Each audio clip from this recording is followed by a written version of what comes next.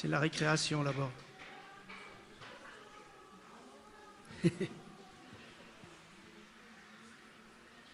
On va prier, si vous voulez, avant de parler de la parole de Dieu. Seigneur notre Dieu, nous voulons nous remettre à toi maintenant pour cette parole.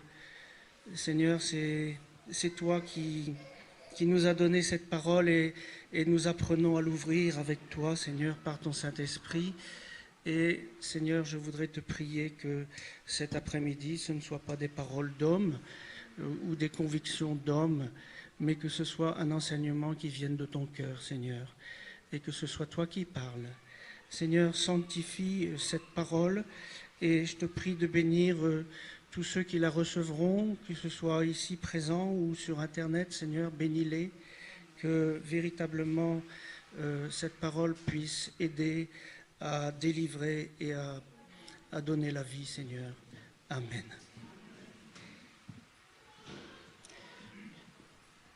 Je vais mettre, excusez-moi, en route.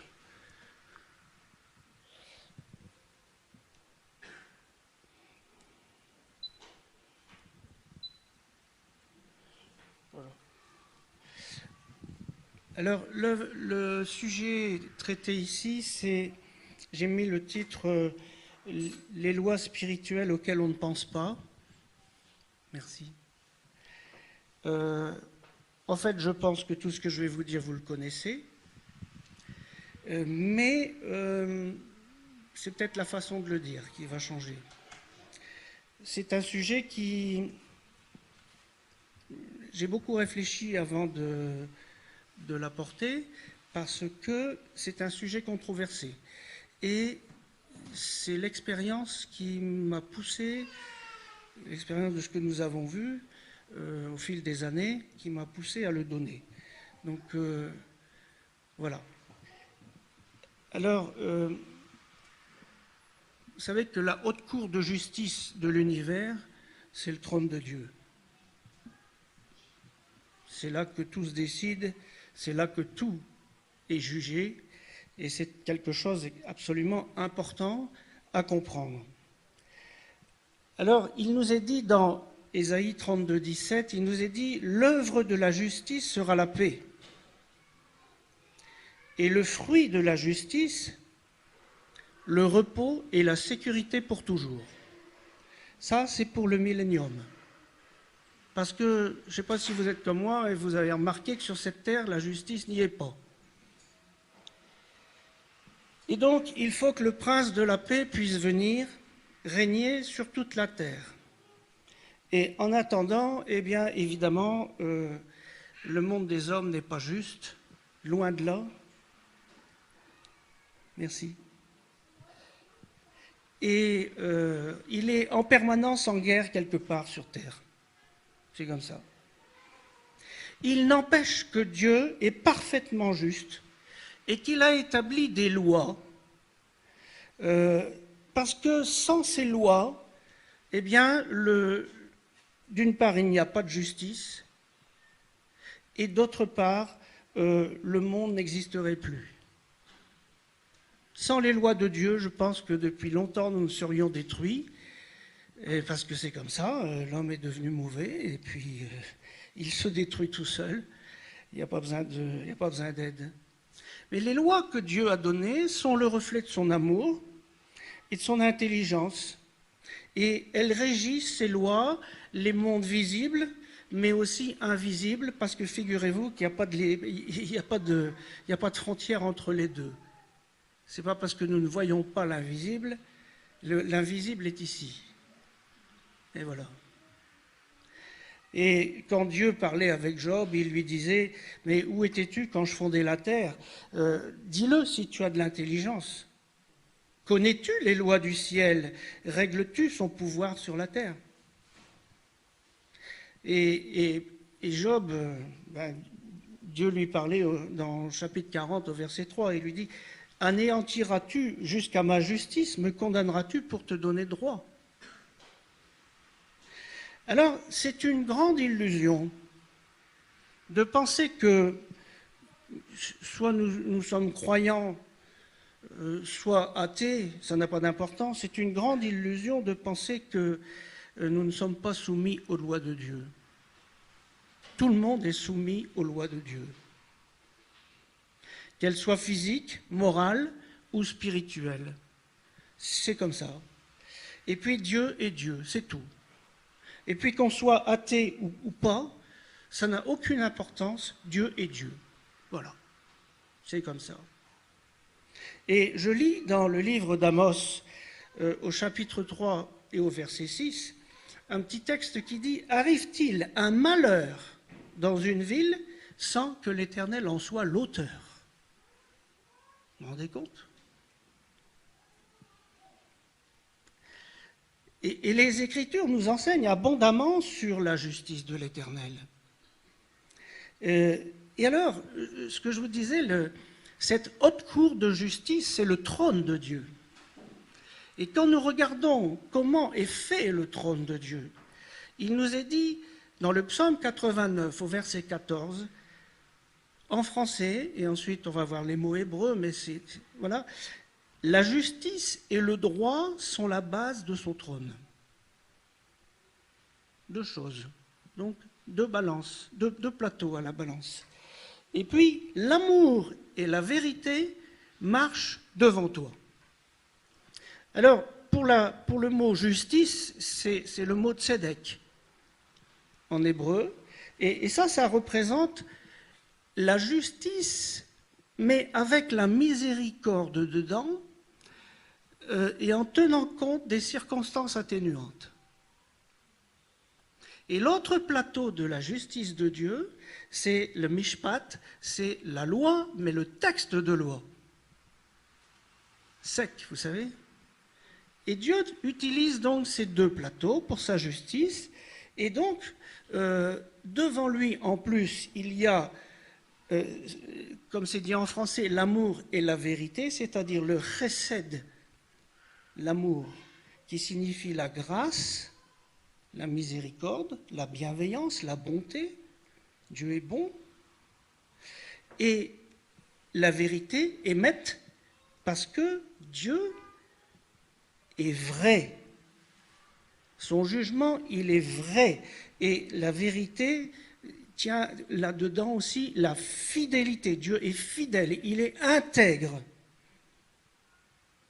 Vous savez qu'en Israël, normalement, c'est pas fait comme ça, mais normalement, les juges ne devraient pas voir le justiciable. Ils ne devraient pas le voir, parce qu'on ne juge pas une personne, on juge un fait. Et donc, quand on voit la personne, on pourrait se tromper, parce que s'il n'y a pas une figure qui plaît, on peut se tromper dans le jugement. Vous voyez ? Alors, la parole nous dit dans le psaume 119 et au verset 142, « Ta tzedaka est éternellement tzedek ». J'aime bien ce genre de verset. « Et ta Torah est émet », vérité. Enfin, la justice de l'Éternel dépasse et de loin les limites de ce monde, à la fois dans l'espace et dans le temps. Avec Dieu, il n'y a pas d'espace, c'est l'immensité, et il n'y a pas de temps non plus. Le temps, c'est une échelle qui nous appartient à nous, humains, parce que nous sommes devenus mortels, mais le temps, non, pour Dieu, ne compte pas. Je veux dire que la justice de Dieu ne tient pas compte du temps. Et ça, c'est important, parce qu'elle peut s'appliquer beaucoup plus tard que le fait qui a créé cette justice. Il ne tient pas compte du temps. Alors, je voudrais d'abord parler du sacrifice de Yeshua Mashiach sur la croix. Et ça, c'est important de bien le comprendre, et j'allais dire de bien le... Je ne vais pas dire le limiter parce que c'est tellement grand, mais bien le cerner. Il nous est dit dans Galates 1,4 qu'il s'est livré pour nos péchés, afin de nous arracher à ce monde du mal, conformément à la volonté de Dieu qui est notre Père. Ça, c'est un but très précis. Et sa mort et sa résurrection sont la preuve que si nous suivons son chemin par la foi, je suis le chemin, la vérité et la vie, eh bien nous aussi, nous allons ressusciter pour un autre monde. Un jour, je questionnais un grand ami juif qui habite à Ashkelon, et je lui disais, mais pour un juif, c'est quoi le salut? Et il m'a répondu, pour nous, le salut, c'est de pouvoir vivre dans le monde qui vient. Mais j'ai dit, mais nous, c'est pareil, c'est la même chose. Pouvoir vivre dans le monde qui vient, avec comme roi de ce monde le Mashiach. Alors évidemment, pour les Juifs, le Mashiach, ce n'est pas Yeshua, mais il suffit d'attendre, on va bien voir.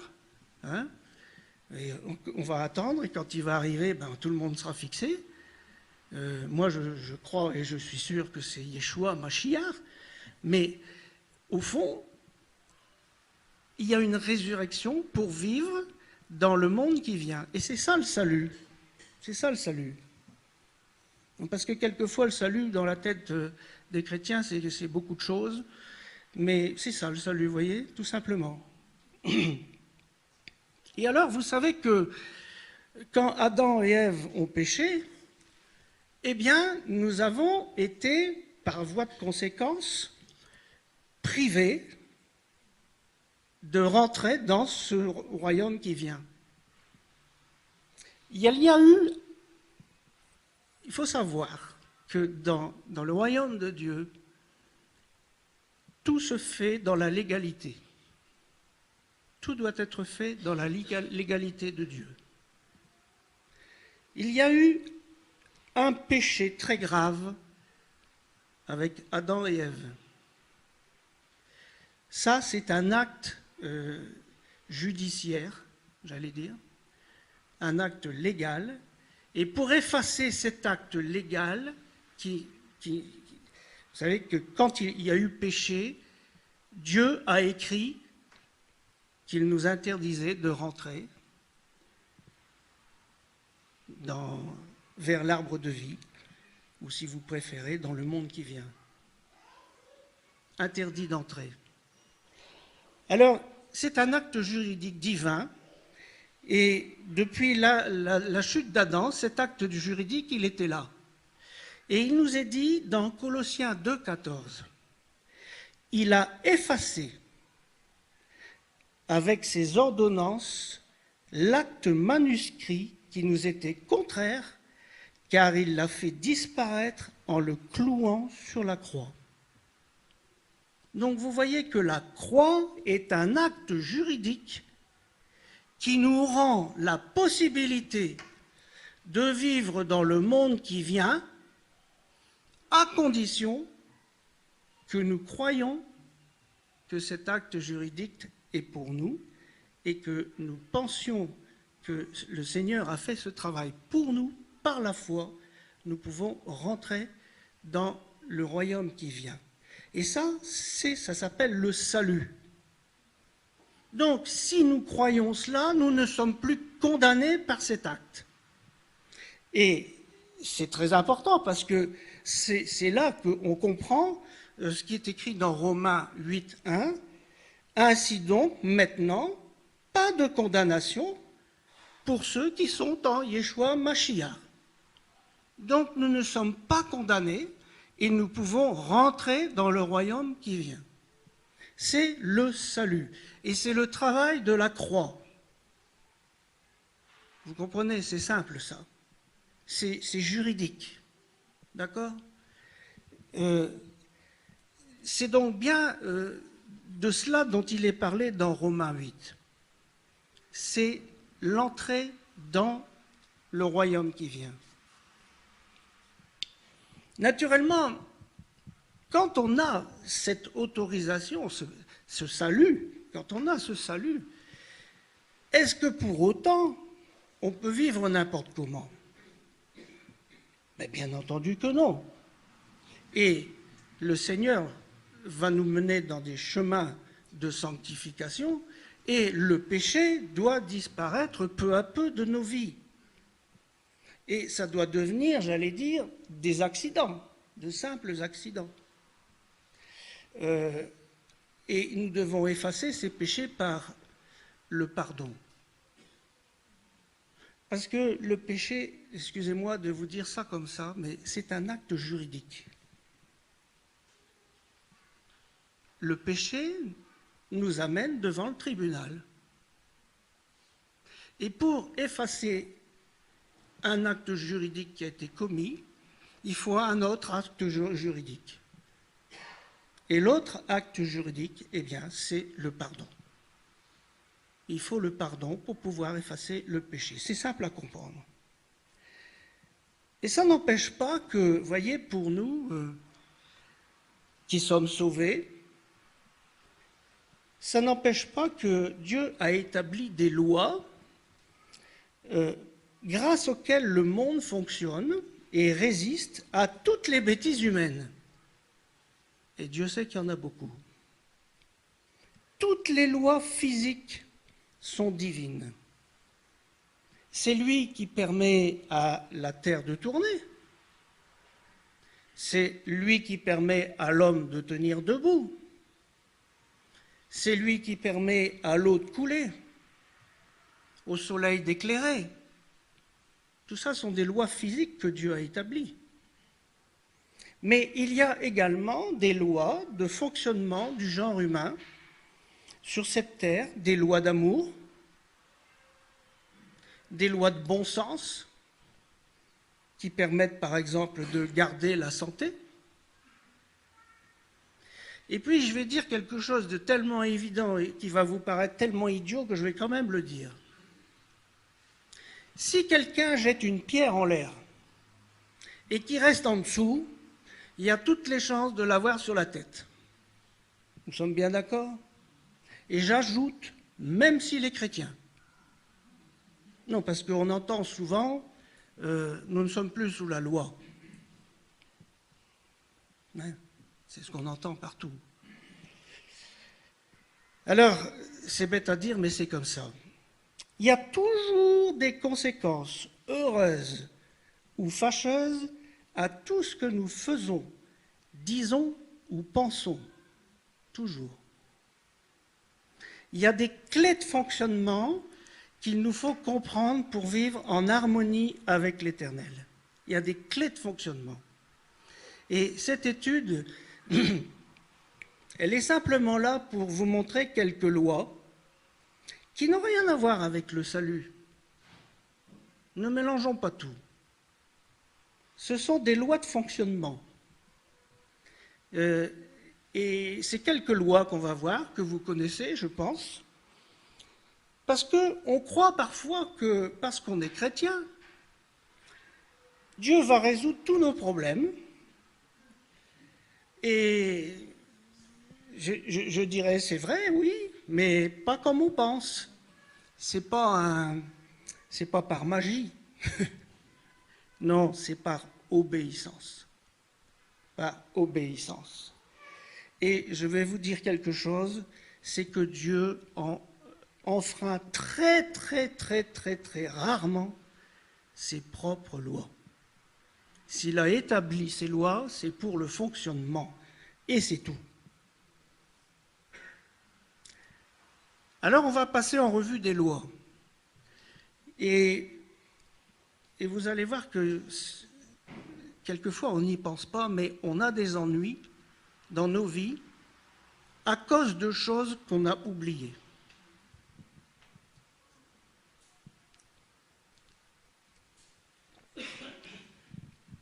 La première loi est tellement connue. Galates, chapitre 6, verset 7. Ne vous y trompez pas. Elohim ne doit pas être raillé. Oui, ce que l'homme sème, il le moissonne aussi. La loi des moissons. La loi des moissons, elle est tellement connue.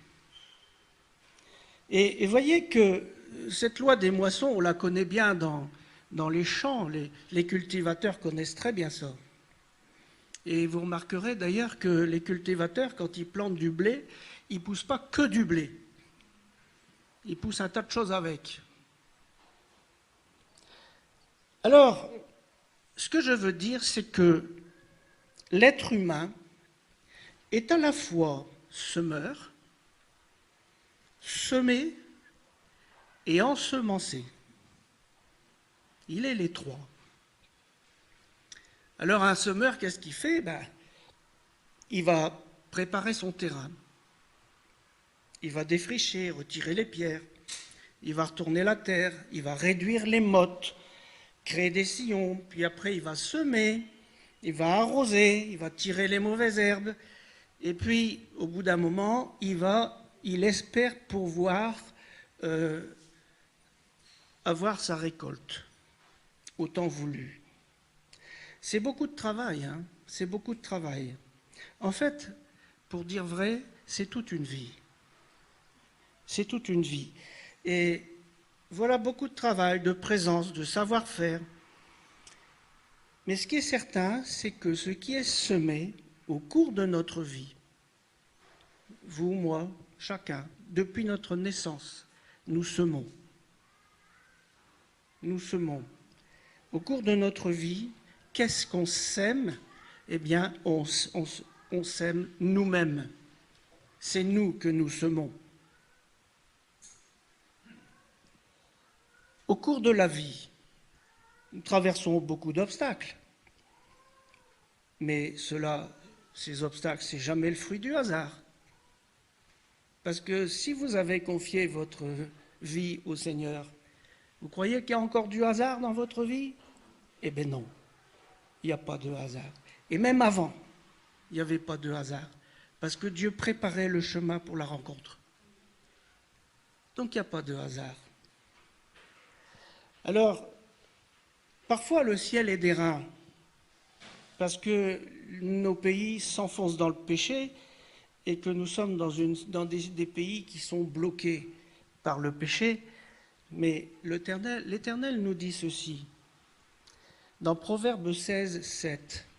« Quand Adonai agrée les routes de l'homme, il pacifie même ses ennemis. » Donc il y a un chemin de bénédiction. Il faut suivre le chemin, il faut le suivre. C'est Yeshua, quel que soit le temps. Quel que soit le temps. Par exemple, si on lit le livre des Proverbes, on va découvrir plein de lois, plein, des choses pratiques pour la vie.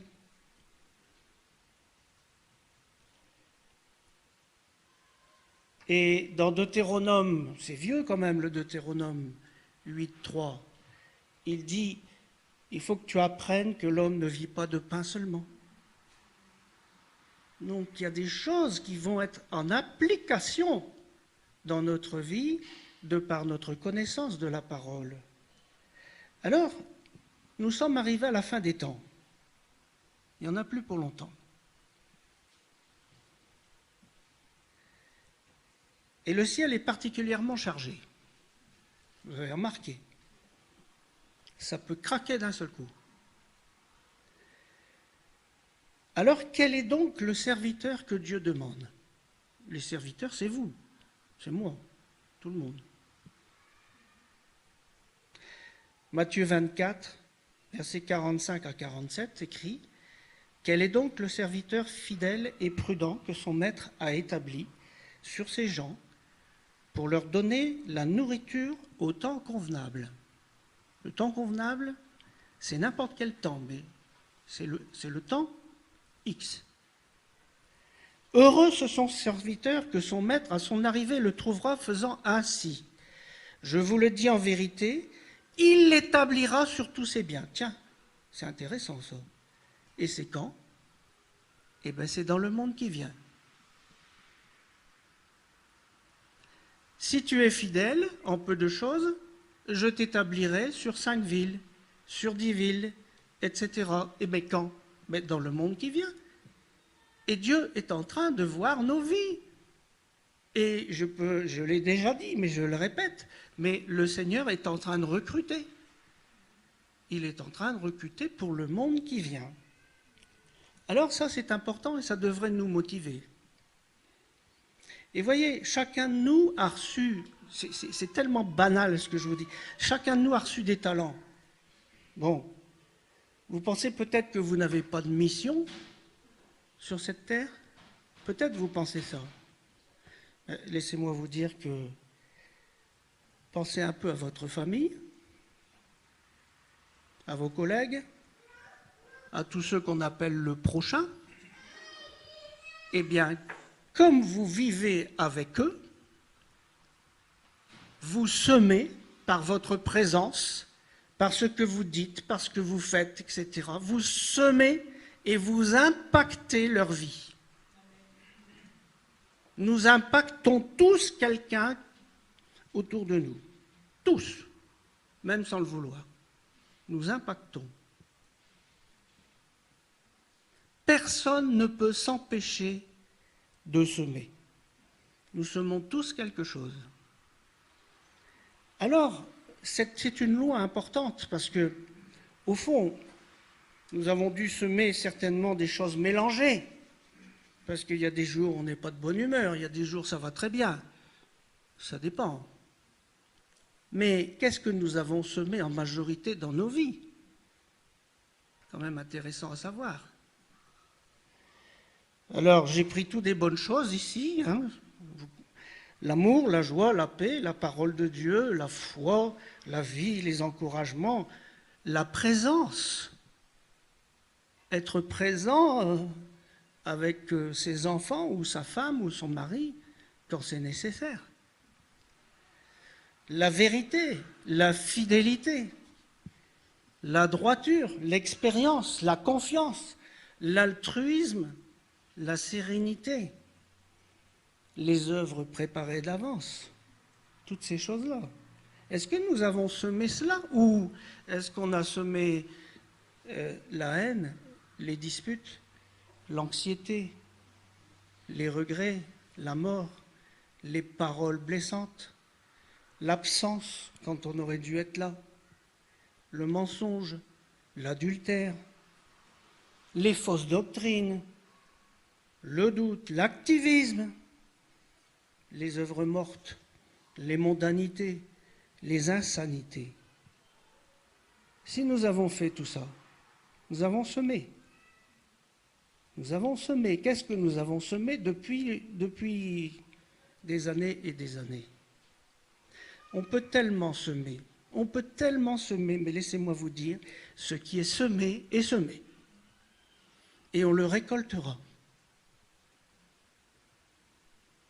C'est une loi, et ça fait partie de la justice de Dieu, et ça s'appliquera même jusque dans l'autre monde. Parce qu'il est écrit dans Matthieu 12, 36, « Je vous le dis, au jour du jugement, les hommes rendront compte de toute parole vaine qu'ils auront proférée. » Je ne sais pas si on réalise bien ça. Osée disait, puisqu'ils ont semé du vent, ils moissonneront la tempête. Et vous savez, quelquefois on parle avec des gens, c'est la tempête chez eux. Mais qu'est-ce qu'ils ont semé? Mais qu'est-ce qu'ils ont semé? Et Seigneur, viens me délivrer de ceci et de cela. Mais qu'est-ce que tu as semé? Tu es en train de récolter là. C'est une loi qui s'applique. Alors, les chrétiens devraient vraiment être particulièrement attentifs aux lois spirituelles. Parce que la Bible, c'est comme un mode d'emploi. Vous savez, c'est important, je vais vous dire pourquoi. Parce que Dieu nous a donné ces Écritures, et ces Écritures, c'est le rouleau de loi du tribunal de Dieu. Nous sommes censés connaître la loi. Donc, si nous n'appliquons pas la loi, il se peut que la justice tombe. Il se peut. Mais Dieu dans sa grâce, va essayer de nous éduquer pour nous faire comprendre. Mais parfois, la justice tombe. Et il ne faut pas pleurer. C'est comme ça. Il nous a dit, j'ai mis devant toi la vie et la mort, choisis la vie. Choisis. Alors, on a remarqué dans notre parcours, quand on rencontre des gens à droite, à gauche, des familles, on a remarqué depuis des années et des années qu'il y a des gens qui sont bloqués spirituellement. Il y a des blocages, des portes fermées, des situations complètement verrouillées. Et les gens pensent que Dieu ne les aime pas, etc. En fait, non. En fait, il faut du temps pour parler avec eux. Et puis, il faut les laisser raconter leur vie. Voilà, il faut laisser raconter la vie des gens. Et au bout d'un moment, on dit, mais attention, qu'est-ce que tu viens de dire là? Et on se rend compte, quand on parle avec eux, qu'ils ont enfreint une loi spirituelle. Ça ne remet pas en cause le salut.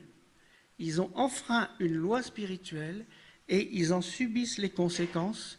Ça peut être une porte fermée, ça peut être un blocage spirituel, mais vraiment raide. Et le jour où on comprend qu'on a enfreint une loi spirituelle, on peut la débloquer grâce à la repentance. C'est un acte juridique. J'aime bien m'exprimer comme ça. Un acte juridique doit être défait par un autre acte juridique. C'est comme ça dans la maison de Dieu. Il est justice. Alors, la première loi, vous la connaissez par cœur. On ne va pas s'attarder sur cette loi, mais c'est la loi du pardon. Écoutez la loi du pardon. Marc 11, 26. Mais si vous ne pardonnez pas, votre Père qui est dans les cieux ne vous pardonnera pas non plus vos offenses. C'est la loi du pardon. Mais attendez, c'est grave cette affaire. Parce que si je ne suis pas pardonné de Dieu, qu'est-ce qui va m'arriver? Vous vous rendez compte, c'est le tribunal de Dieu. Le tribunal de Dieu ne me pardonne pas. Le pardon, c'est pas de la philosophie, c'est pas de la psychologie, c'est pas de tout ça. Le pardon, c'est un ordre. C'est un ordre. On ne peut pas dire, si la personne qui m'a offensé vient s'excuser, je lui pardonnerai. Vous ne pouvez pas dire ça. Vous ne pouvez pas non plus dire, quand je ne souffrirai plus, je pardonnerai. Vous ne pouvez pas. Dieu a dit, tu pardonnes. Point. Et si tu ne pardonnes pas, je ne te pardonnerai pas non plus. C'est une loi. Et être dans le non-pardon, ça veut dire quoi? Eh bien, la Bible dit que c'est être impitoyable. Être dans le non-pardon, c'est être impitoyable. Et ça entraîne un blocage de vie, une porte fermée, et peut-être de multiples complications du genre sommeil, perte de sommeil, la santé qui ne va plus, les relations qui sont détruites, etc. Une porte fermée empêche d'avancer. Mais Dieu, vous voyez, quand il voit quelqu'un qui est comme ça, impitoyable, qu'est-ce que fait Dieu? Mais la parole nous dit qu'il regarde au cœur. Alors il va regarder le cœur de la personne. Et il va regarder avec le temps. Et il va dire, est-ce que son cœur s'endurcit ou est-ce que son cœur se rapproche du moment où il va enfin donner son pardon? Et si son cœur s'endurcit, Dieu le voit, parce qu'il voit tout. Eh bien, vous savez Dieu a dit, je vais le dire dans mes termes, mais il va donner un traitement de cheval. Un traitement de cheval, mais oui, c'est pas moi qui le dis, regardez. Matthieu 18, verset 34, « Et son maître, irrité, le livra au bourreau. » Mais qu'est-ce que ça veut dire, le livrer au bourreau? Mais c'est le livrer dans les mains de Satan, je m'excuse. Dieu, voyant qu'on est impitoyable, c'est-à-dire qu'on ne veut pas pardonner quelqu'un qui nous a offensés, alors Dieu dit, son cœur est tellement dur que je vais le traiter pour qu'il arrive à la repentance et qu'il change, que son cœur s'adoucisse. Et vous savez que le traitement de cheval, ça peut être terrible. Et ça peut être un cancer, ça peut être un tas de choses comme ça. Et les gens disent, « Oh Seigneur, je suis malade. » Est-ce que l'Assemblée ne pourrait pas prier pour moi?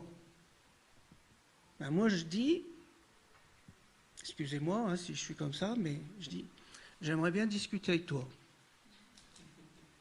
Et j'aimerais bien savoir qu'est-ce qui a ouvert une porte comme ça. Parce que vous voyez, vous comprenez bien que là, livrer au bourreau, qu'est-ce que ça veut dire? Ça veut dire qu'on a ouvert une porte à Satan, on lui a donné un droit. Un droit. Alors il fera que ce que Dieu l'autorise de faire, mais n'empêche qu'il a un droit sur la personne.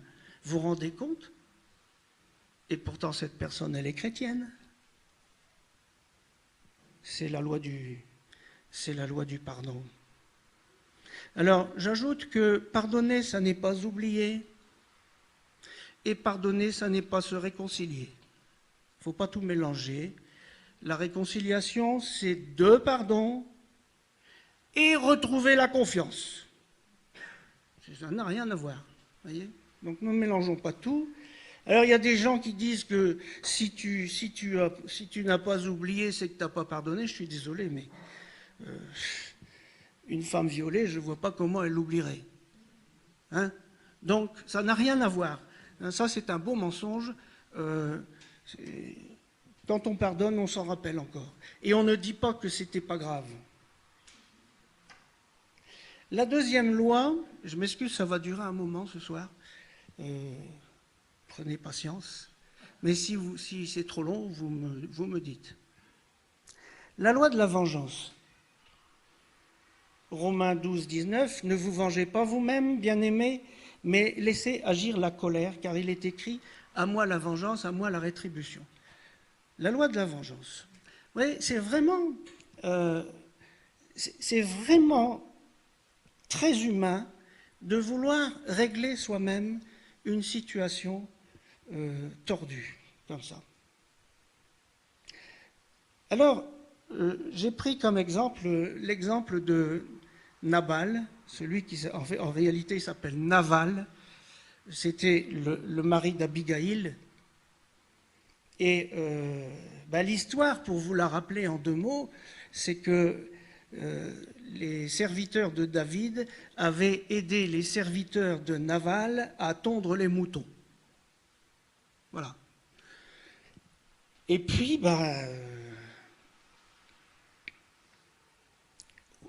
ils auraient espéré un salaire. Et ils n'ont rien eu du tout. Alors David était en colère, il était furieux.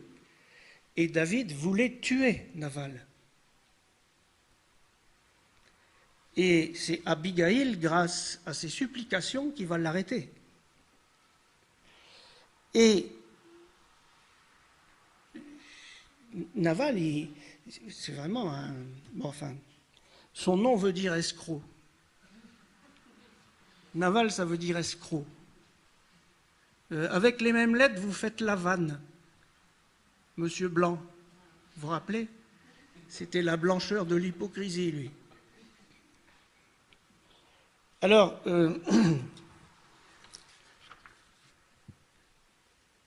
ce qui s'est produit, c'est que Monsieur Naval, comme il avait fini de tondre ses moutons, il a fait une petite fête. Il s'est saoulé. Et puis quand il s'est réveillé, sa femme Abigail lui a raconté qu'il avait failli se faire trucider par David. Alors il nous est dit que son cœur devint comme une pierre. C'était un homme méchant. Son cœur devint comme une pierre, et quand un homme a le cœur comme une pierre et se croit au-dessus des autres, son cœur est au-dessus des autres, il finit par l'attraper sur sa tête. Et c'est ce qui est arrivé, puisque 10 jours plus tard, il est mort. Et là, David remercie le Seigneur parce qu'il aurait pu se venger. Il ne l'a pas fait. Et il dit dans 1 Samuel 25, 39, « En apprenant la mort de Naval, David dit, « Béni soit le Seigneur qui s'est intéressé à mon injure. » S'est intéressé à mon injure. Et a puni Naval. C'est la justice de Dieu. Alors vous voyez, la justice de Dieu, elle peut arriver 10 jours après, 3 minutes après, 50 ans après, ça n'a aucune importance. Mais je peux vous dire que la justice de Dieu, elle arrive toujours. Toujours. Je ne vais pas vous raconter l'histoire, mais nous, pour notre mariage, la justice a été rentrée 40 ans après. Jour pour jour. Donc Dieu est fidèle dans sa justice. On ne se venge pas soi-même. La justice, si on se venge soi-même, la justice n'est pas bien rendue parce qu'on n'a pas tous les tenants et les aboutissants. Et le résultat, c'est qu'on met en route une roue qui tourne, et c'est une roue, j'allais dire, vicieuse, qui va créer des problèmes et des problèmes, parce qu'on va se venger, puis on va se venger de la vengeance, et puis on va se revenger encore, etc. Et ça tourne et ça tourne. Et Dieu nous a donné la solution. Dans Proverbe 25, versets 21 et 22. Si ton ennemi a faim, ton ennemi, donne-lui du pain à manger. S'il a soif, donne-lui de l'eau à boire. Car ce sont des charbons ardents que tu amasses sur sa tête. Hein? Il n'y a pas d'autre solution, il n'y a rien d'autre. Nous n'en avons pas d'autre.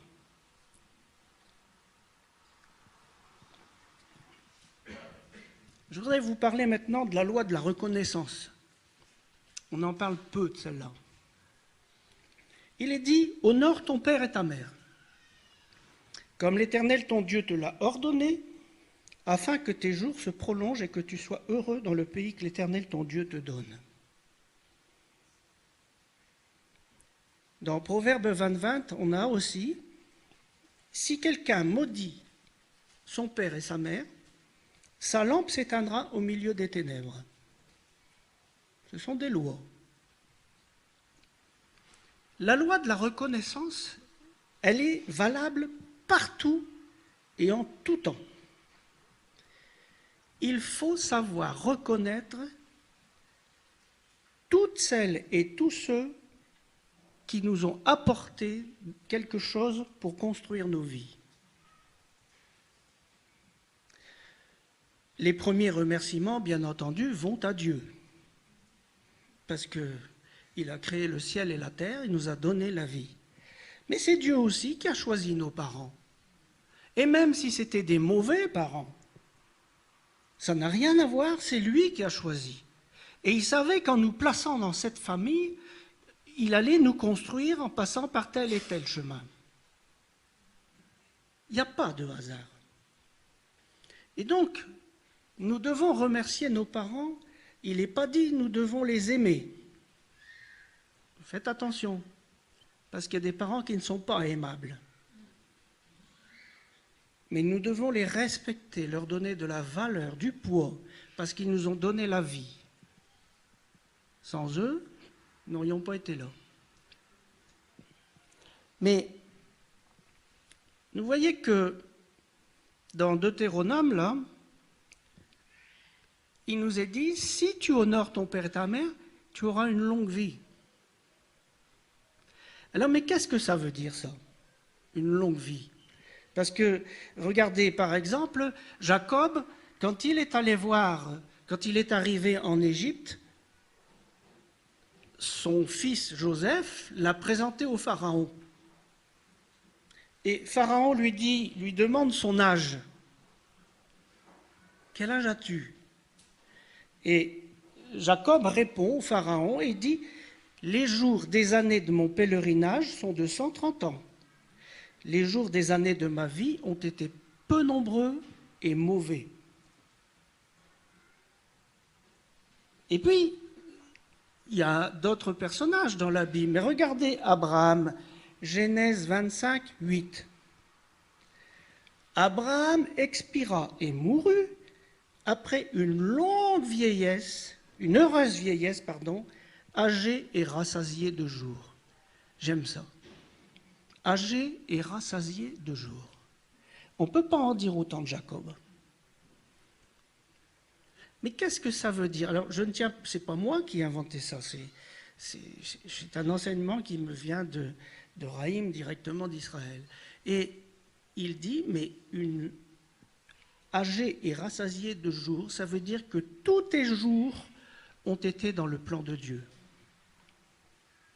Tous tes jours ont servi à quelque chose dans le plan de Dieu.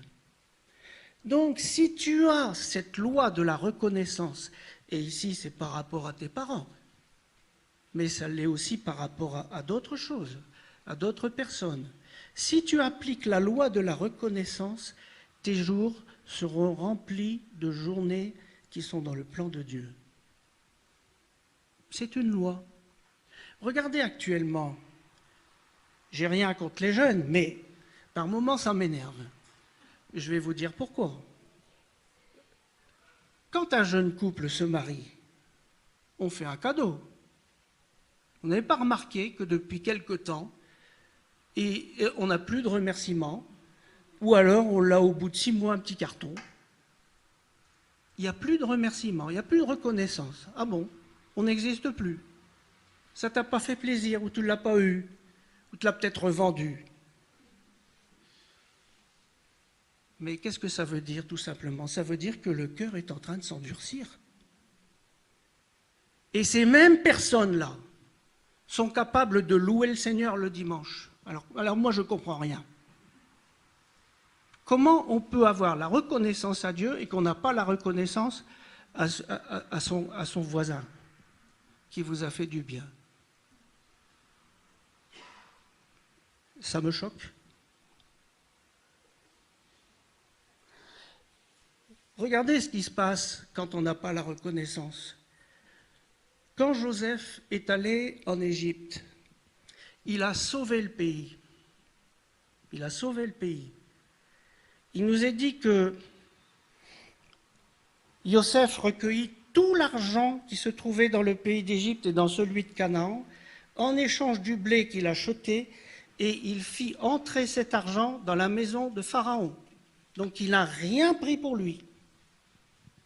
Il a sauvé le pays. On est bien d'accord. C'est-à-dire que le Pharaon du temps de Moïse, donc des centaines d'années plus tard, n'aurait même pas existé si Joseph n'était pas passé par là. Le pays aurait été détruit. Donc, ce que Joseph a fait a dû être écrit dans les annales. Et qu'est-ce que le Pharaon du temps de Moïse dit? Je ne connais pas votre Dieu. Exactement comme Naval avait dit à David, mais qui est David? Je ne le connais pas, donc je ne le reconnais pas. Donc je ne le remercie pas. Qu'est-ce qui s'est passé? Eh bien, le Pharaon, il a dû laisser partir le peuple juif, et puis toute son armée a été détruite. Mais bien sûr, quand on ne reconnaît pas ce que les Juifs ont fait dans les nations, et quand on chasse les Juifs des nations, les nations qui font ça s'écroulent. Et ça nous pend au nez. Ça pend au nez de l'Europe. Regardez aussi Moab et Ammon. Alors ça, c'est encore autre chose et ça introduit une autre loi. Parce que Lot avait été sauvé par Abraham 2 fois.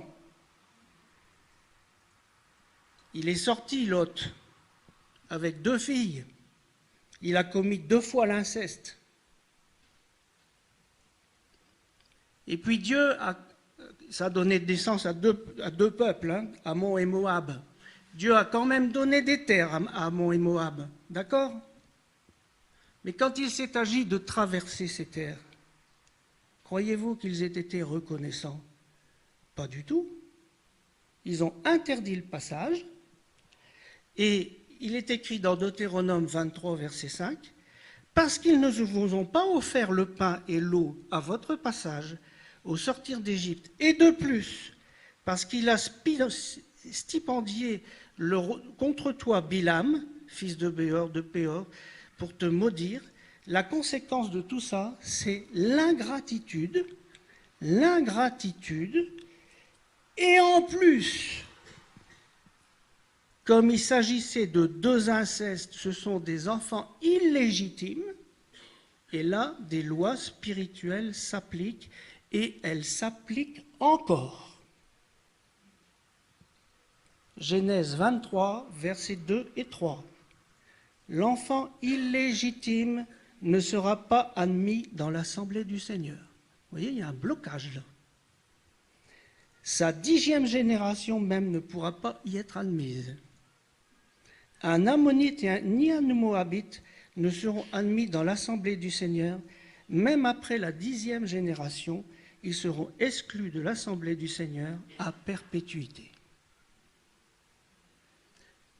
Et les Juifs disent, le blocage a été fait par les hommes de Moab, pas par les femmes, donc cette loi ne s'est pas appliquée sur les femmes, et c'est comme ça que Ruth a pu rentrer dans la maison de Dieu. Et vous voyez le problème ici qui vient s'ajouter, de l'enfant illégitime. Comment se fait-il, par exemple, que le premier roi n'ait pas été un roi de Juda?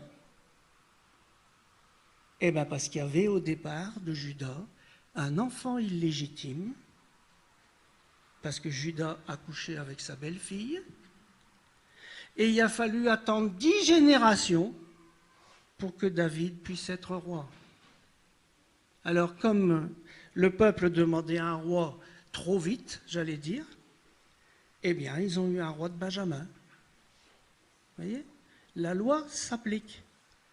Et encore maintenant, on se rend compte qu'il y a des gens, il n'y a pas très longtemps, on a découvert qu'une personne, son père n'était pas son père. C'est une personne chrétienne. Mais vous ne pouvez pas vous imaginer le nombre d'obstacles qu'elle a dans sa vie. Pourquoi? Parce que c'est un enfant illégitime. Et qu'au nom de Yeshua, nous devons couper cette malédiction. Vous voyez? Et maintenant, comme il y a plein d'enfants illégitimes, je ne vous dis pas les difficultés qui sont devant nous. Et on pense que tout est résolu comme ça. Non. Le salut, oui. Mais la difficulté qui est dans la vie, il faut les résoudre une à une. Alors ici, maintenant, il y a 2 lois, je vais passer très vite. Il y a la loi du sang versé. Alors ça, je vous invite à écouter une autre étude que j'avais faite et qui s'appelle le cri du sang. Et puis ici, la loi de l'antisémitisme, c'est une autre loi.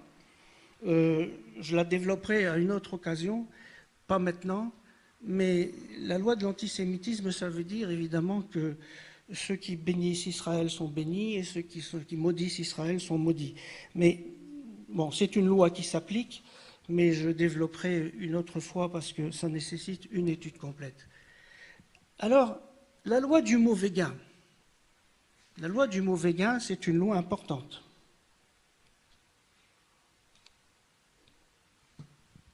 Elle est très mal connue. Elle est écrite dans le livre de Zacharie, chapitre 5, versets 3 et 4. Je vous la lis. Il me dit, c'est la malédiction qui se répand sur tout le pays.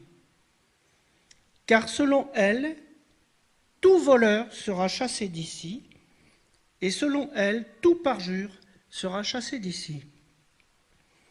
Je la répands, dit l'Éternel des armées, afin qu'elle entre dans la maison du voleur et de celui qui jure faussement en mon nom, afin qu'elle y établisse sa demeure et qu'elle la consume avec le bois et la pierre.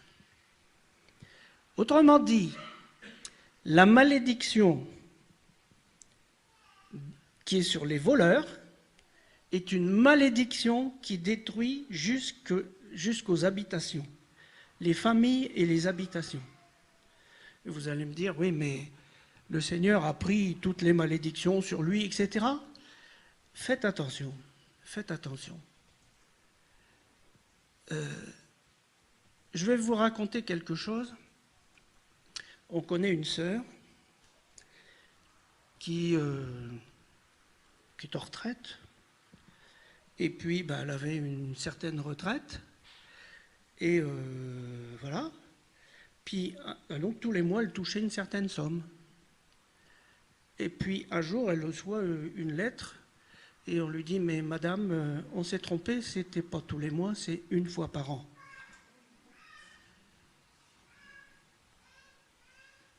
C'est comme un truc qui vous tombe sur la tête, ça. Hein? Alors, elle était dans un désespoir pas possible, parce que comment payer son loyer? Comment... Désespoir, hein? On a discuté. Parce que quand il se produit une chose comme ça, il faut chercher. Il ne faut pas dire tout de suite, ah, c'est Satan qui m'attaque. Hein? Non. Si vous savez, si Dieu permet une chose comme ça, c'est qu'il y a une raison derrière. On a cherché. Et bon, cette dame était divorcée, mais du temps où elle était mariée, son mari, il aimait bien quand il allait dans un magasin chipper un stylo, chipper une bricole. Et puis il rentre à la maison en étant tout glorieux, en disant, allez, tac, voyez. Mais je lui ai dit, tu sais, t'as rien dit à l'époque. Ah non, c'était banal. Eh ben oui, la malédiction sur les voleurs, elle est là. Et ça remet en cause beaucoup de choses, vous savez, parce que, tant pis, je vais le dire, même si je suis en Belgique, hein, mais le travail au black, c'est du vol. On est soumis aux lois du pays. Le black, c'est du vol. Alors, il ne faut pas être étonné que quelquefois, dans la vie des chrétiens, il y a des choses qui se produisent. On connaît une autre personne qui n'est pas chrétienne du tout non plus. Celle-là, elle n'est pas chrétienne. Mais sa fille est chrétienne et ses petits-enfants sont chrétiens. Et cette personne, elle aimait l'argent. Elle s'est mariée avec quelqu'un qui avait beaucoup d'argent, mais aussi beaucoup d'argent qui n'était pas toujours bien blanc, on va dire. Mais lui, il était content parce que son Dieu, c'était un Dieu en or. Il est mort, elle a donc eu cet argent. Elle voulait déshériter sa fille parce que elle n'aimait pas sa fille. Et elle voulait que ça aille à ses petits-enfants. Mais attention, ses petits-enfants sont des chrétiens. Et Dieu n'a pas voulu que cet argent sale aille aux chrétiens. Alors vous savez ce qui s'est passé ? Un jour, il y a un monsieur qui est venu et qui lui a dit, mais madame, je pourrais placer votre argent à 12%. Ah, ça m'intéresse.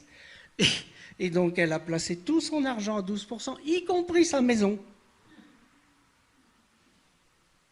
Et puis, quand elle a voulu récupérer quelque chose, il n'y avait plus rien.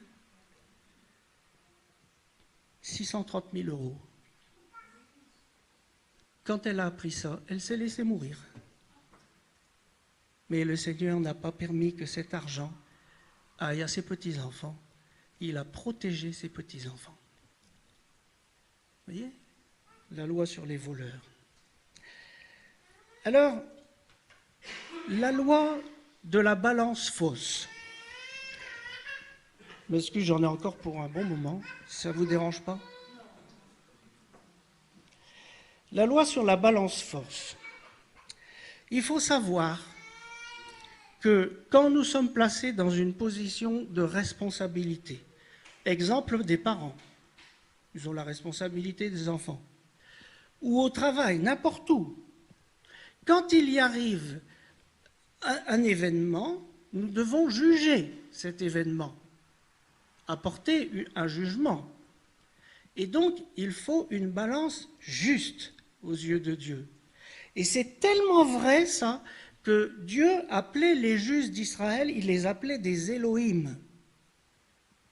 C'est-à-dire que quand nous sommes en position de juger une situation, eh bien, nous sommes à la place de Dieu. C'est comme si c'était lui. Il nous délègue le jugement. Alors, c'est Dieu qui rend justice à travers nous, si vous voulez. Vous imaginez? Alors, il faut faire exception de personne, il faut être juste, bien sûr. Mais j'ai étudié cette question, et dans le livre des Proverbes, au chapitre 11, alors, si on est juste, on a plein de bénédictions. Regardez, Proverbe 11, verset 3 nous dit « L'intégrité des hommes droits les dirige ». C'est intéressant. Au jour de la colère, la richesse ne sert de rien, mais la justice délivre de la mort. La justice délivre de la mort, pas l'argent. Au verset 5, la justice de l'homme intègre aplanit sa voie. Aplanit sa voie. Il y a des gens qui ont des vies compliquées, pas possibles. La justice de l'homme intègre aplanit sa voie. Au verset 8, le juste est délivré de la détresse. Vous vous rendez compte? La détresse, pas de détresse. Et puis au verset 21, écoutez ça, la postérité des justes sera sauvée. Alors, moi quand j'écoute les chrétiens, ils ont toujours un verset à la bouche, hein, et souvent ils me sortent crois au Seigneur Jésus et tu seras sauvé, toi et ta famille. Mais est-ce que vous comprenez bien ce que ça veut dire, ça? Ça veut dire qu'à l'époque, le patriarche, quand il avait une religion, tout le monde en dessous de lui, dans la famille, y compris les esclaves, avait la même religion. Donc si ce monsieur décidait de devenir chrétien, tout le monde chez lui devenait chrétien. C'était comme ça à l'époque. Ça ne l'est plus maintenant. Vous avez remarqué? Vous avez remarqué qu'on n'est plus des patriarches. Et ce qui fait que, actuellement, vous voyez des tas de familles, y compris des pasteurs dont les enfants ne sont pas au Seigneur. Mais bien sûr. Mais qu'est-ce qui fait la clé? Elle est là, la clé. La postérité des justes sera sauvée. Comment avez-vous été avec, et comment êtes-vous avec vos enfants? Il y a une phrase que j'aime beaucoup qui dit « Ce que tu fais crie tellement fort que je n'entends pas ce que tu dis. » Vous comprenez ce que je veux dire? Ton attitude crie tellement fort que tes sermons, tu peux te les... Hein? Et les enfants qui voient des parents qui ont une attitude et des discours différents, ils disent « mais ça ne m'intéresse pas du tout. Ça ne m'intéresse pas, mais pas du tout. » Et les parents qui croient que, parce qu'eux sont au Seigneur, les enfants vont l'être, ils se mettent le doigt dans l'œil. Ça me met en colère, moi, des choses comme ça, vous voyez. Il faut être juste. Il faut être juste. Alors, on continue. La loi des paroles données, justement, ça tombe bien, tiens. Les paroles données aux enfants, est-ce qu'on les tient? Est-ce qu'on les tient? Et si vous ne tenez pas les paroles que vous avez données à vos enfants, ils n'auront plus confiance en vous. Pourquoi voulez-vous qu'ils deviennent chrétiens? Des gens à qui on ne peut pas faire confiance. Mais c'est pire que ça. Proverbe 20-25, c'est un piège pour l'homme que de prendre à la légère un engagement sacré et de ne réfléchir qu'après avoir fait aveu. Alors, je me suis intéressé à ça parce que des engagements sacrés, on en prend. Il y a le mariage, il y a le baptême, mais il y en a d'autres. Et quand on dit à un enfant, je te promets qu'on va faire ça, c'est un engagement. C'est un engagement, c'est devant Dieu. Mais qu'est-ce qu'il est dit? C'est un piège. Et je me suis intéressé à cette notion de piège. J'ai dit, mais Seigneur, c'est quoi ce piège? Qu'est-ce que c'est?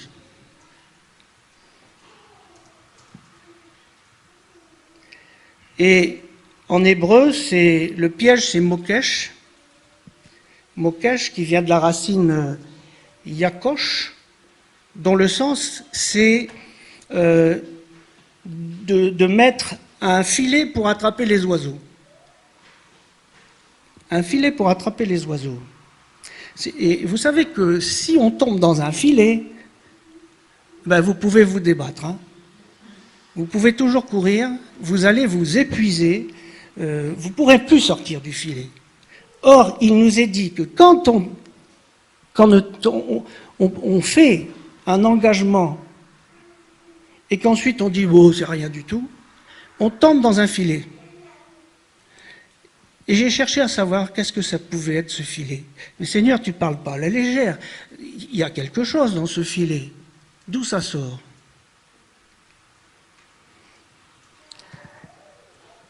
J'ai trouvé dans le livre d'Osée. Éphraïm, alors Osée 9.8, Éphraïm est une sentinelle contre Dieu. Le prophète, un filet d'oiseleur est sur toutes ses voies. Voilà le filet.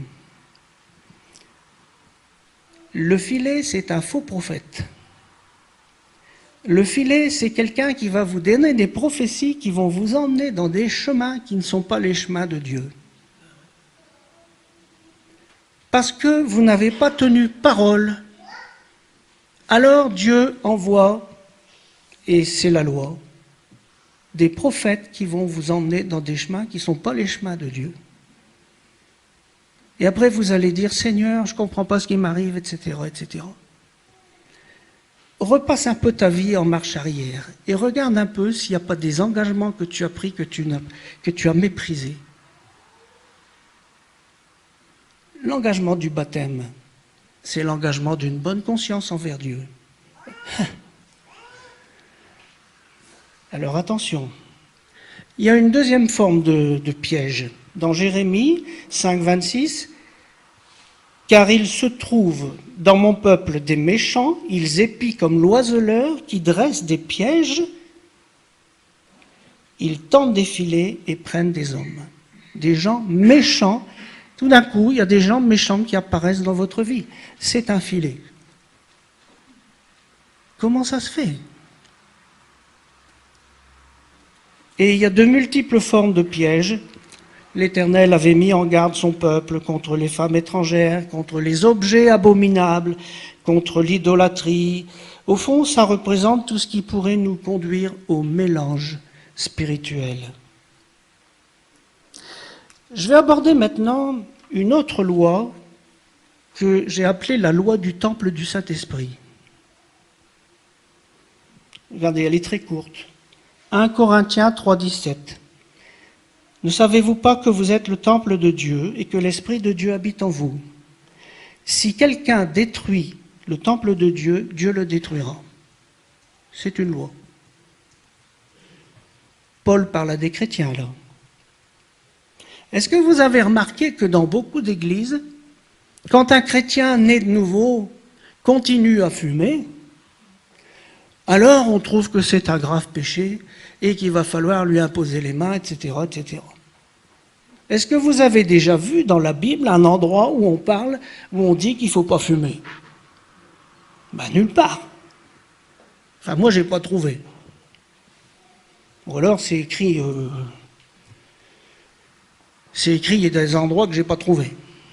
Mais qu'est-ce que ça veut dire? Ça veut dire que la fumée, c'est ce qui va détruire mes poumons. Donc, je détruis le temple du Saint-Esprit en faisant ça. Donc, en fait, ce qui s'applique là, c'est la loi du temple du Saint-Esprit, tout simplement. Mais il faut ramener les choses à leur juste valeur.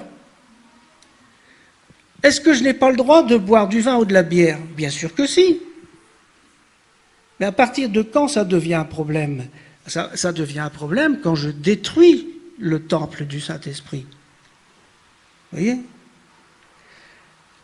Alors, est-ce que vous avez remarqué que quand on n'entretient pas un bâtiment, au bout d'un moment, il s'abîme tout seul?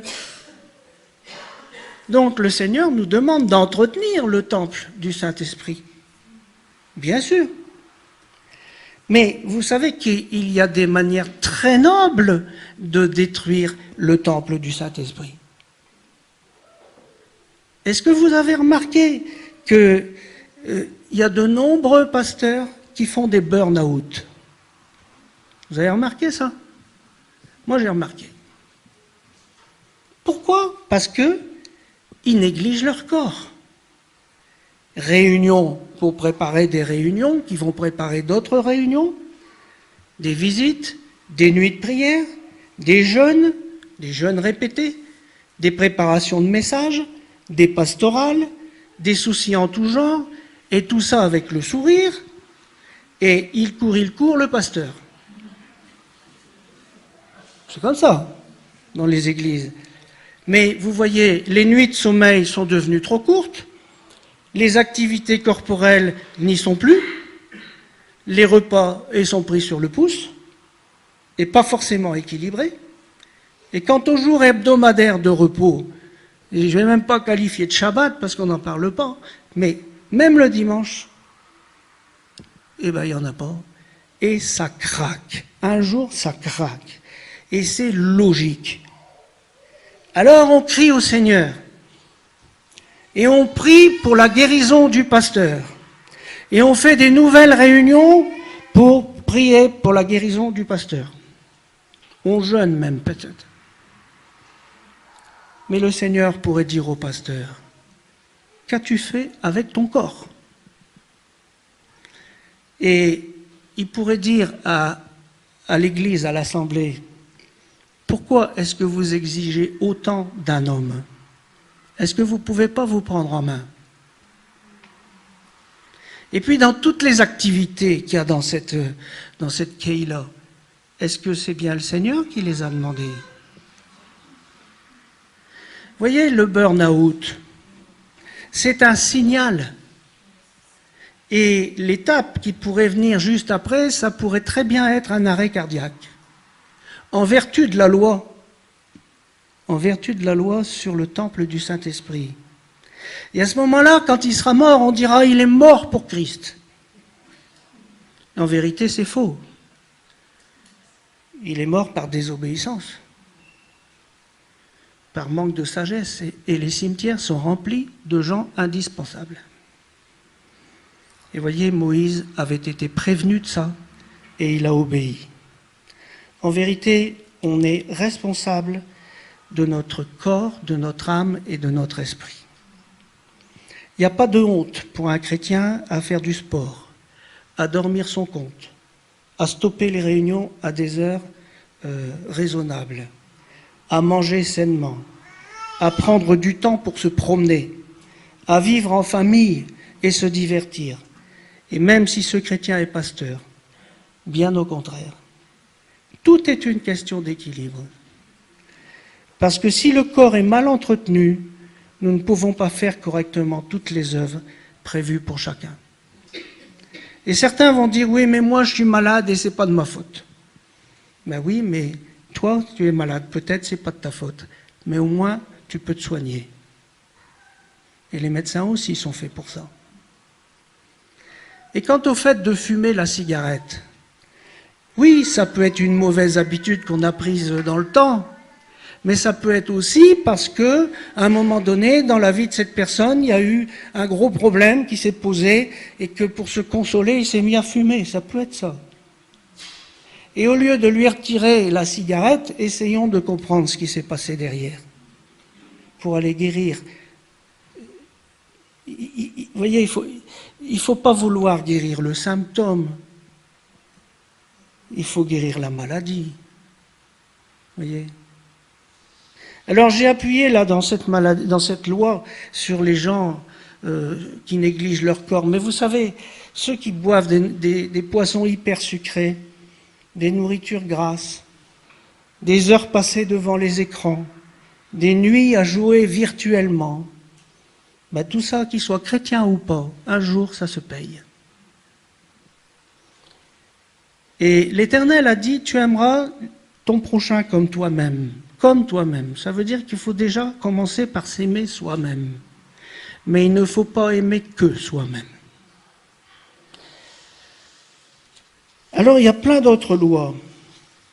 Mais vous allez voir qu'il y a aussi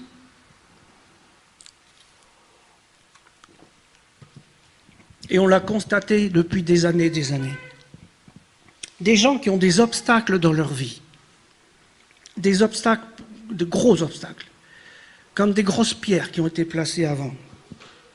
Et on doit comprendre qu'à la naissance, ça va, vous tenez le coup? On arrive dans un monde qui est vraiment abîmé par le péché. Si les humains avaient été plus raisonnables, la terre ne serait pas polluée comme elle l'est maintenant. Regardez. Mais aujourd'hui, vous voyez des tas de maladies qui viennent à cause de la pollution. C'est-à-dire qu'on paye le péché des pères. Et les enfants qui naissent, maintenant, payent les fautes des prédécesseurs. Et ils vont ajouter leur propre pollution. C'est pour vous expliquer que sur notre chemin, quand on arrive dans ce monde, il y a des pierres qui ont été posées devant notre chemin. Il y a des pierres qui ont été posées. Et le prophète Daniel, il a été emmené à Babylone. C'est pas de sa faute. Il n'y peut rien.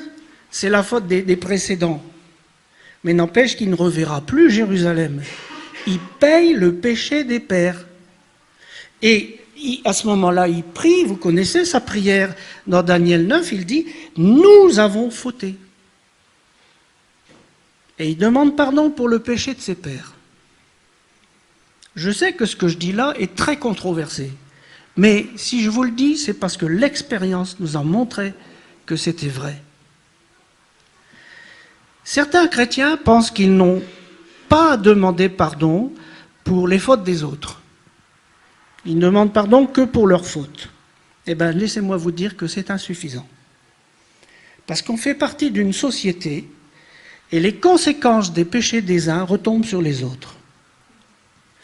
Je vais te donner un exemple. J'avais un ami qui est mort maintenant, qui dirigeait une filature. C'était un ingénieur, il dirigeait une filature. Un jour, ses patrons sont descendus et ils l'ont accusé de vol, faussement de vol, mis à la porte sur le champ avec interdiction de prendre ses affaires. Le résultat, ça a été qu'il a fait un très mauvais diabète. Très rapidement, il a déclaré un très mauvais diabète et il est devenu aveugle. Le péché des uns tombe sur les autres. C'est clair. Et vous connaissez bien ce verset qui dit « Si mon peuple, etc., je guérirai son pays. » Bon. Donc, on a à nous humilier et à demander pardon pour le péché des pères. On va appeler ça, si vous voulez, ces rochers qui sont placés devant nous, on va appeler ça des malédictions héritées du passé. Alors, il faut rechercher la cause. Et ça demande de discuter avec les gens. Quel est le symptôme? Mais comment ça se fait? Et qu'à partir de là, nous puissions remonter au péché et demander pardon pour ce péché, pour effacer l'acte juridique. Si un acte juridique a été commis en faisant un péché, il faut un acte juridique pour l'effacer. Vous comprenez? Alors certains vont dire, oui, mais tout a été fait sur la croix, nous sommes des nouvelles créatures, toutes choses sont devenues nouvelles. Je connais bien ça. Mais, et alors ils disent, mais le péché des pères n'a plus rien à voir avec nous. Ah bon? Attendez, on va s'expliquer. D'abord, c'est oublier que la nouvelle créature, elle est spirituelle. L'être charnel que nous sommes n'a pas changé. Simplement, la chair doit apprendre à se soumettre à l'esprit en attendant de retourner à la poussière. Et d'ailleurs, si vous décidez un jour de prendre le baptême, et que si ce jour-là vous avez un gros rhume, vous plongez dans l'eau du baptême, en sortant de l'eau, vous avez toujours le rhume. Vous avez remarqué? Et le suivant qui va prendre son baptême, il risque fort de l'attraper aussi. Vous voyez, c'est important de comprendre ces choses. Pourtant, on est né de nouveau. On est né de nouveau. Mais oui. Pourquoi l'Éternel n'a-t-il pas débarrassé la terre promise des peuples impies qui l'occupaient? Il a dit, je vous donne, et dessus, il y avait plein de méchants. Pourquoi? Parce qu'il veut nous faire participer à son royaume, bien entendu. Et regardez, lorsque Yeshua ressuscite son ami Lazare, regardez, je vous lis dans Jean 11, versets 43 et 44. Il cria d'une voix forte, Lazare sort. Et le mort sortit, les pieds et les mains liés de bandes et le visage enveloppé d'un linge. Et Jésus leur dit, déliez-le et laissez-le aller. Moi, je ne sais pas comment il est sorti. Parce que si vous avez les pieds liés, vous ne pouvez pas marcher. Alors, est-ce qu'il est sorti en sautillant, en se roulant? Je ne sais pas comment il a fait. Mais ce que je peux vous dire, c'est qu'il était né de nouveau. Il était vivant alors qu'il se sentait mauvais. Il était vivant mais lié. Et Dieu, Jésus, a dit, déliez-le et laissez-le aller. Franchement, le Seigneur, c'était pas un problème pour lui, il aurait pu faire tomber les liens comme ça. Pourquoi il ne l'a pas fait? Parce qu'il veut nous faire participer. Mais vous voyez, les pieds entravés, il ne pouvait pas entrer dans son chemin. Pas possible. Les mains liées, il ne pouvait pas faire ce que Dieu lui demandait. Et le visage enveloppé d'un linge, eh bien, il ne pouvait pas voir clairement. Et tout ça est important parce que la parole nous dit dans Jean 8, 32, « Si vous demeurez dans ma parole, vous êtes vraiment mes disciples, vous connaîtrez la vérité et la vérité vous affranchira. » C'est au futur. Donc vous voyez que ça n'est pas à la nouvelle naissance que tout ça tombe. C'est pas vrai. Ça n'est pas vrai. Et c'est donc normal que quand quelqu'un est né de nouveau, nous essayons, s'il est d'accord, de savoir quelle a été sa vie, quelle a été la vie de ses parents, etc., pour savoir s'il n'y a pas des gros boulets qui ont été mis dans sa vie, pour pouvoir les retirer. La condition, c'est de demeurer dans sa parole. Certaines malédictions remontent à 3 ou 4 générations, nous disent les Écritures. Et quelquefois 10 générations. On voit également que Cham a été maudit par Noé, destiné à l'esclavage. De même, Josué va maudire les Gabaonites. Il les condamne à la servitude. Et si, parmi nos ancêtres, quelqu'un a spolié un juif pendant la guerre, croyez bien qu'une malédiction est attachée à la famille. Et vous avez beau naître de nouveau, elle est là. Vous savez, quand le malin a obtenu un droit dans une famille ou dans une nation, il ne partira que sous la contrainte. Quand une personne se repent, se donne au Seigneur, quand elle demande pardon pour la faute de ses pères, Satan perd ses droits, mais il faudra néanmoins lui interdire d'agir au nom de Yeshua. Parce que seule l'autorité de Yeshua peut le déloger. Parce que le malin usurpe des droits qu'il n'a plus. Un jour, on avait appris qu'un monsieur avait pris un fusil de chasse, s'est mis dans la bouche et pend. Vous imaginez? Des années plus tard, sa fille s'est jetée dans un port. Vous voyez le travail. Et alors on discutait de ça dans un village avec des gens qui connaissaient ces personnes. Et ces gens, ce n'étaient pas des chrétiens, hein, pas du tout. Et puis tout d'un coup, il y a une dame qui dit « Ah mais vous savez, le fantôme s'en va après la 3e génération. » J'ai dit « Mais ça, c'est la parole de Dieu. Comment sait-elle ça ?» Eh oui, c'est étonnant. Hein. Alors vous voyez qu'il y a des chrétiens qui vont dire « Mais non, quand on est né de nouveau, toutes les malédictions sont parties, etc. » Ah bon? Si vous avez un jardin, expliquez-moi, si vous avez un jardin, comment ça se fait qu'il y a encore des ronces dans votre jardin? Parce que le Seigneur n'a pas pris les ronces sur sa tête?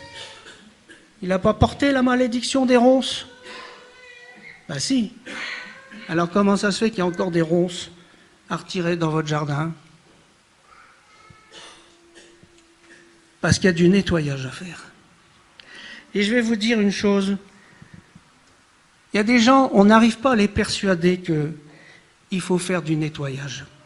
On n'arrive pas à les persuader parce qu'ils ont la conviction que tout est fait.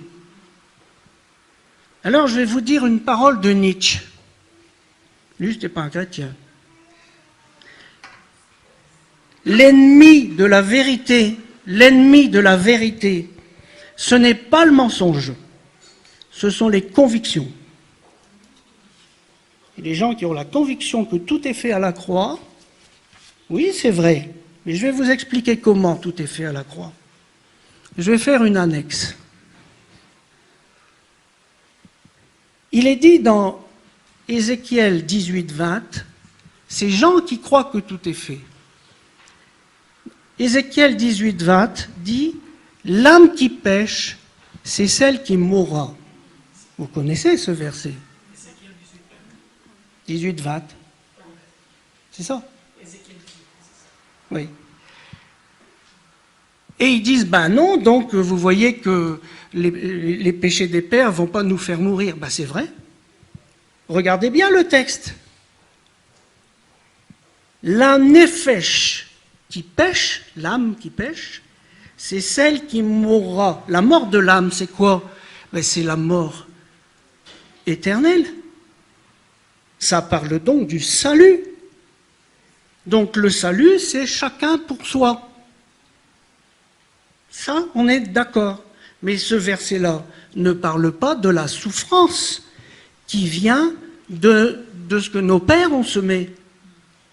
Vous pensez bien qu'un père alcoolique ou une mère alcoolique qui met un enfant au monde qui n'est pas normal, cet enfant il va souffrir toute sa vie à cause du péché des pères. Il faut quand même ouvrir ses yeux.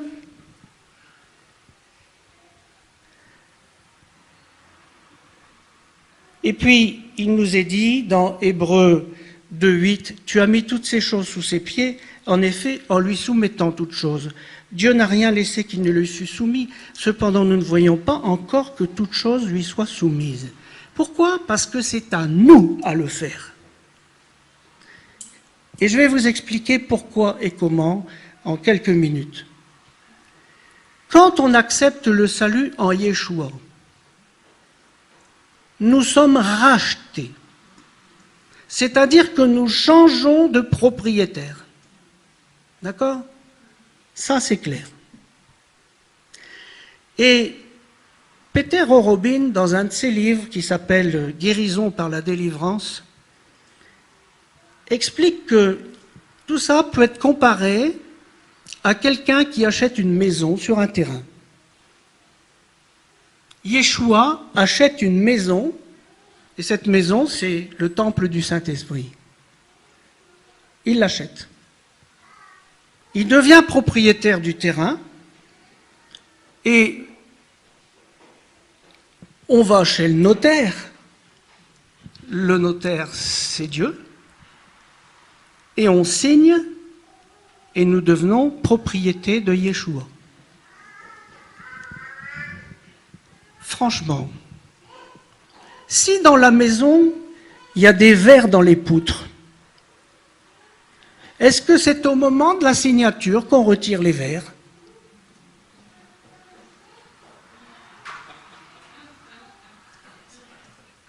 Ben non. Et si vous dites, dans ma maison, il n'y a pas de verre, parce que vous avez décidé qu'il n'y a pas de verre, qu'est-ce qui va se passer? Ben dans quelques années, le toit va s'écrouler. Et vous allez dire, je ne comprends rien du tout. Eh bien oui, et c'est comme ça qu'il y a des églises qui ne comprennent rien du tout quand arrivent certains événements dans la vie de certaines personnes. Ils n'ont pas voulu comprendre qu'il y a des vies dans lesquelles il y a des obstacles. Mais quand vous êtes chez le notaire pour signer l'acte, alors l'acte de vente donne l'autorisation de traiter les poutres, de retirer les tapisseries, d'arracher tout ce qui ne va plus, etc. Et ça veut dire, c'est à nous à travailler dans la maison en arrachant les vieilles tapisseries, chasser les araignées, etc. Comment se fait-il que nous ayons encore des ronces dans nos terrains?